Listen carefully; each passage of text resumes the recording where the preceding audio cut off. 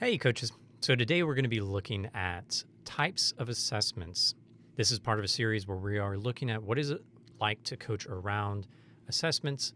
It's a very common practice to use assessments as part of a coaching package, as part of a coaching experience. And we'll look at some of the reasons why we would use them, as well as some of the primary types of assessments. You'll notice me looking down here a little bit more than normal, just so I can cover some of the language around some of the assessments in case I forget them. So I'll be looking at my notes a bit more than normal. But let's first start with why.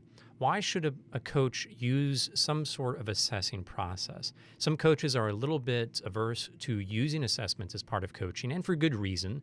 In a way, they have this sense of the diagnostic, or some people can be very hesitant about being put into a box, and sometimes they feel like they are being put into a box by an assessment.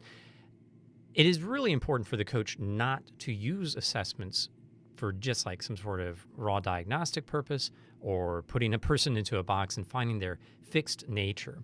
There are kind of two camps in terms of assessments. One camp is a bit of a fixed camp where when you take the assessment, our number one purpose is to create this assessment that is so data driven and accurate that you know for sure this is who you are and who you are going to be.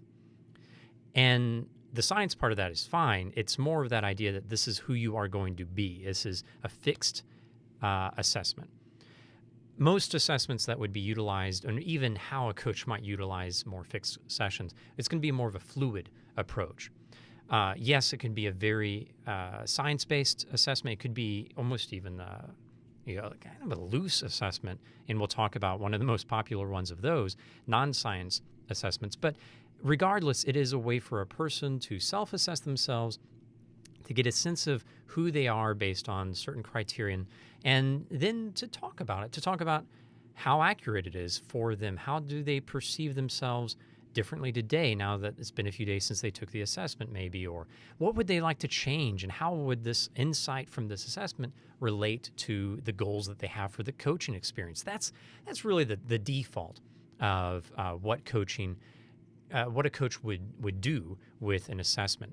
And so there's three main reasons we would use them. Number one, the most simple reason to use an assessment is it's a great way to get a person talking about themselves without the spotlight being on themselves. Instead, they're looking at the sheet of paper or the assessment, oftentimes online, and saw all these results.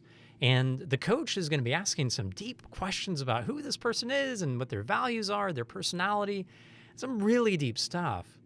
But it's not like I'm not asking the person, I'm asking them about the assessment. So it doesn't feel as direct. I often talk about this with a coffee cup. When we're meeting new people, we hide behind our coffee cup. Or whenever you get to a new meeting, you have an icebreaker. That's the idea. You have something to hide the deep questions behind in a very safe way. And it's, of course, I often will tell them, this is just a way to get to know you a little bit more, for you to get to know you a little bit more as well, and to settle our coaching goals around who you want to be as we move on. So that's the number one reason, just to set the stage, do some ice breaking. Coupled with that is the idea of learning. But this can happen at any point within a coaching arrangement. If a person's becoming aware of something they need to work on, or actually, let me back that up.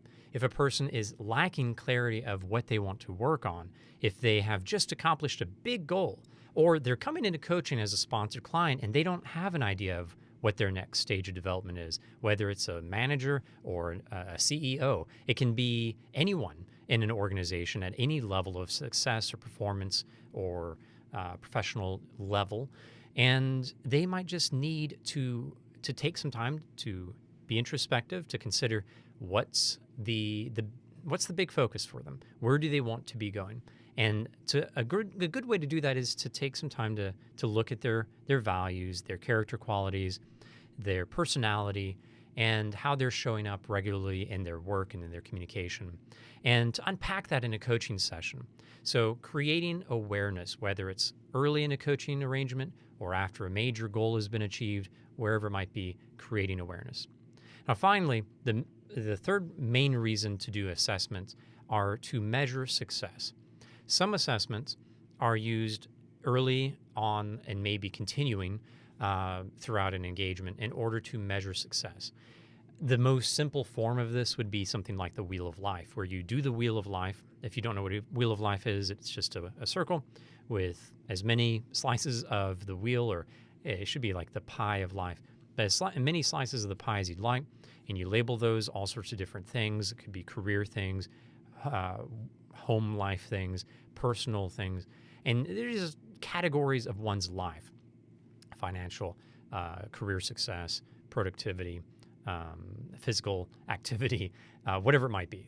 As many of these slices of the pie as you'd like, and the person would self-assess where they are today. Okay, that's session 1. They redo that at session 8, for instance. They see how satisfied they are now that they've had some coaching in comparison to where they were at the beginning. And this is something that you'll see a lot of different wheels of life. It's easy to create your own version and to kind of copyright the categories of the wheel that are yours. But you can make a wheel with any member on any kind of categories. You can completely design it with them. And yeah, it's the most simple way of measuring in a coaching session, pretty much. A more complex and very effective way of measuring success, and probably the biggest reason this category exists, is 360s. 360s are an excellent way to measure what's changing in a coaching relationship. Having the client take a 360 with their team where they self-assess themselves on various criteria and maybe give themselves some open feedback of what they do well and what they could improve on. And then their manager provides that feedback. Some of their peers provide that type of feedback, and their direct reports provide the feedback. That 360 approach is really good at getting to the truth. It's often facilitated anonymously. We'll talk about that in another video. But that is really a very strong way of measuring improvement as you do that day 1, and maybe a year later, you do it again as they reassess themselves. Many companies have their in-house assessments, as you probably know, in-house 360s. And as a coach, it can be great to utilize those as part of the measuring of success of the coaching also. Of course, you also gain awareness, and it can be a good icebreaker, kind of, but it's a little bit more personal and challenging. So not necessarily the best for just the first session. But early on in the coaching experience, doing a 360 is a great way to ground the coaching on some measurable feedback. So as we wrap up this video, I'm going to have some links in the show notes on a variety of assessments. You'll see things like DISC, Enneagram, MBTI. There's others that are really excellent assessments out there: via Character Strengths, Hogan, Leadership 360, Strengths Finder. Those are wonderful, strong assessments that are heavily research-based and widely used professionally. So you do have this range of things like DISC and Enneagram that are more open-ended, and others that are more concrete. Check them out on in the links in the show notes. Also, if you're in the training, make sure to take a couple of the assessments, the free online assessments, just to have something to chat about as you get into practice sessions. And one final note, this is complete opinion on my side. It has been a common practice over the past 20 years or so to utilize, I should say 10, 15 years, but to utilize something like the Enneagram, which is in vogue right now, or the DISC assessment, or Wheel of Life, and other assessments similar to these, to create a proprietary assessment that one takes online. And that's something that a coach was like, okay, I'm going to have this proprietary product in order to better market myself. My opinion on this is it's not optimal use of one's time, in my opinion, because of how competitive the market is with these types of assessments. You go online and search free Enneagram, which is hard to spell, free DISC assessment, or whatever it might be. On the first 2 pages, click some of those and see the quality difference between them. it is pretty staggering how different of the difference in quality between the assessments. And in order to reach that quality that's set by some of these great organizations that put out sample shorter assessments, it's just going to be too much work.